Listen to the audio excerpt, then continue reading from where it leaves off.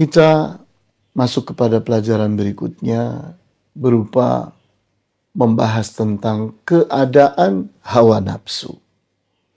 Kita perhatikan bagaimana Nabi Yusuf alaihissalam berbicara tentang keadaan hawa nafsu. Coba perhatikan surat Yusuf ayat 53. Nabi Yusuf alaihissalam dengan pengalamannya yang panjang, bagaimana saudara-saudaranya iri dan dengki kepada beliau. Beliau masih kecil sudah dilempar ke dalam sumur, kemudian diselamatkan oleh kafilah dagang yang membawanya ke kota Iskandaria. Kemudian di Iskandaria oleh para pedagang tadi, oleh kafilah dagang itu dijual, dibeli oleh gubernur yang disebut dengan Al-Aziz bersama istrinya saat mereka berdua pergi ke pasar.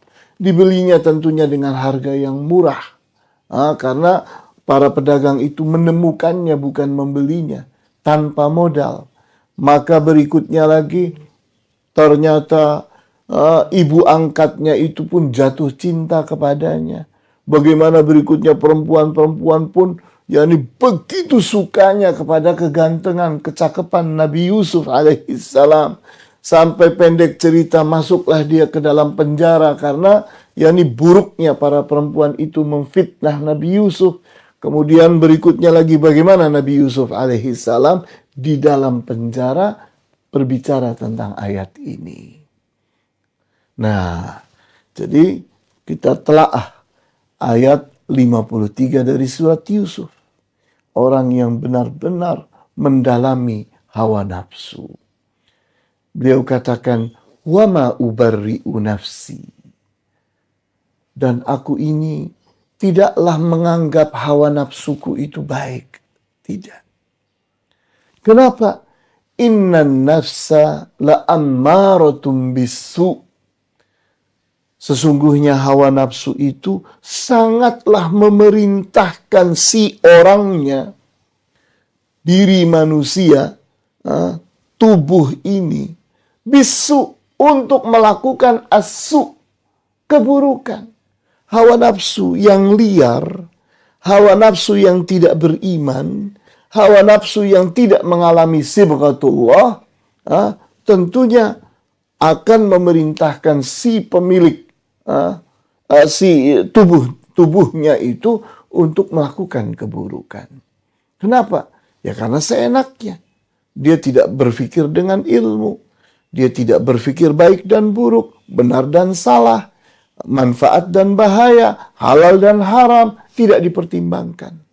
Yang penting apa yang saya ingini, itu yang penting buat dia. Maka dari sini kita lihat bagaimana sibghatullah itu merubah diri seseorang. Illa ma rahima rabbi. Kecuali hawa nafsu yang dirahmati oleh Tuhanku. Siapa yang hawa nafsunya dirahmati oleh Tuhannya, oleh Allah Azza wa Jalla? Jawabnya adalah manusia yang beriman dan beramal saleh.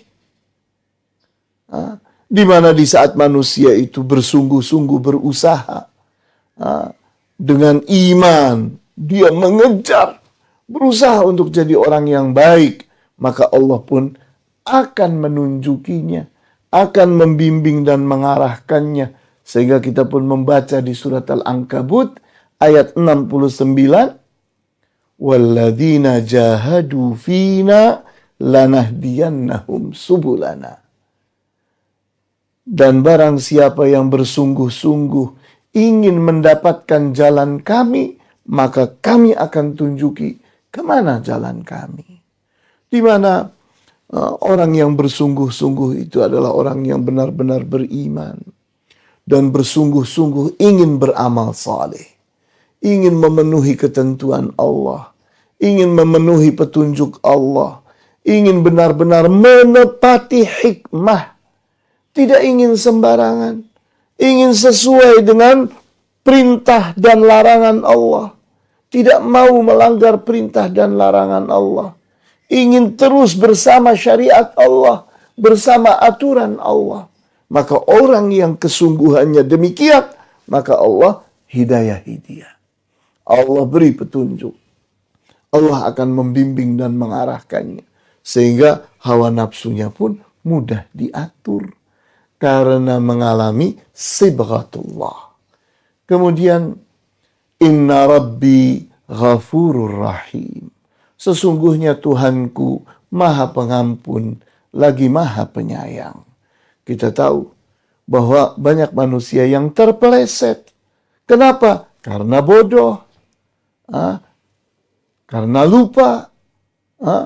Dengan banyak alasan manusia terjerumus di dalam kesalahan, di dalam keburukan. Maka Allah pun tidak terburu-buru untuk mengazabnya. Allah beri kesempatan dia untuk bertobat, untuk beristighfar, untuk menuntut ilmu, untuk mendapatkan dakwah, mendapatkan nasihat, mendapatkan peringatan, dan seterusnya. Sehingga Allah itu menyiapkan dirinya untuk mengampuni para hambanya, untuk mencintai hamba-hambanya yang benar-benar berusaha, benar-benar beriman, ingin beramal saleh. Sehingga tergambarlah dari ayat ini bagaimana Nabi Yusuf alaihissalam menuntaskan tentang sosok, postur dari hawa nafsu. Inilah pelajaran kita. Wallahu a'lam.